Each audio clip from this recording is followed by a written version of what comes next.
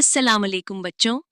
आज मैं आपको बताऊंगी कि बाग़े फदक क्या था और ये रसूल अल्लाह सल्लल्लाहु अलैहि वसल्लम को कैसे मिला। बच्चों, आज से तकरीबन 1400 साल पहले जब इमाम अली अलैहिस्सलाम ने मरहब को मारकर खैबर फतह किया तो यहूदियों को बहुत बड़ी शिकस्त हुई। उसके बाद कुछ यहूदी कबीले डर के मारे नबी पाक सल्लल्लाहु अलैहि वसल्लम के पास आए और कहा, या रसूल अल्लाह, आप हमसे जंग ना करें, हम अपनी फदक की आधी जमीन आपको दे देते हैं। नबी पाक सल्लल्लाहु अलैहि वसल्लम ने ये पेशकश कबूल कर ली। यूं खैबर के करीब जो जमीन और बागात यहूदियों के थे, उनकी आधी जमीन रसूल अल्लाह सल्लल्लाहु अलैहि वसल्लम को मिल गई। और बच्चों, ये जमीन मुसलमानों ने जंग से नहीं ली थी, बल्कि यहूदियों ने खुद रसूल अल्लाह सल्लल्लाहु अलैहि वसल्लम को दे दी थी। इसीलिए ये जमीन सिर्फ रसूल अल्लाह की मिल्कियत थी।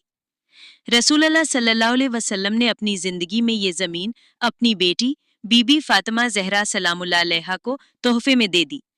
फिर बीबी जहरा ने जनाबी अली अलैहिस्सलाम से कहा कि वहां कुछ मुलाजिम रख दिए जाएं जो बाग की देखभाल करें।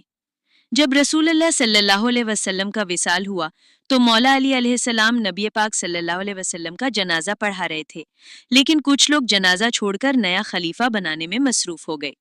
और जब नया खलीफा बन गया तो उसने हुक्म दिया कि बागे फदक से बीबी के मुलाजिम निकाल दिए जाएं और वहां मेरे मुलाजिम रख दिए जाएं और वो उस पर कब्जा कर लें, ताकि उसकी आमदनी हुकूमत के पास और मेरे पास आए।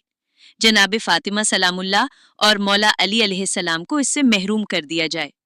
जब बीबी फातिमा सलामुल्लाह अलैहा को ये खबर मिली तो आपने पैगाम भेजा कि मेरे मुलाजिमों को क्यों हटाया गया, ये तो मेरा बाग है। जवाब दिया गया, अब ये जमीन आपकी नहीं। हज़रत मोहम्मद सल्लल्लाहु अलैहि वसल्लम ने फरमाया था कि हम नबियों की कोई विरासत नहीं होती, हम जो भी छोड़कर जाते हैं वो सदका है। ये सुनकर बीबी ने बनी हाशिम की औरतों को जमा किया और फरमाया, मैं अपना हक लेने दरबार जाऊंगी।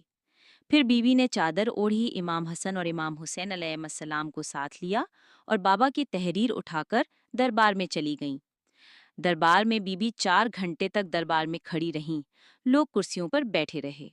जब बीबी ने अपना हक मांगा तो उनसे गवाह तलब किए गए। बीबी ने तहरीर भी दिखाई और गवाह भी पेश किए, लेकिन उन्होंने गवाहों को झुटला दिया और तहरीर फाड़कर जमीन पर फेंक दी। यूं बीबी फातिमा जहरा सलामुल्लाह अलैहा को उनका हक नहीं दिया गया।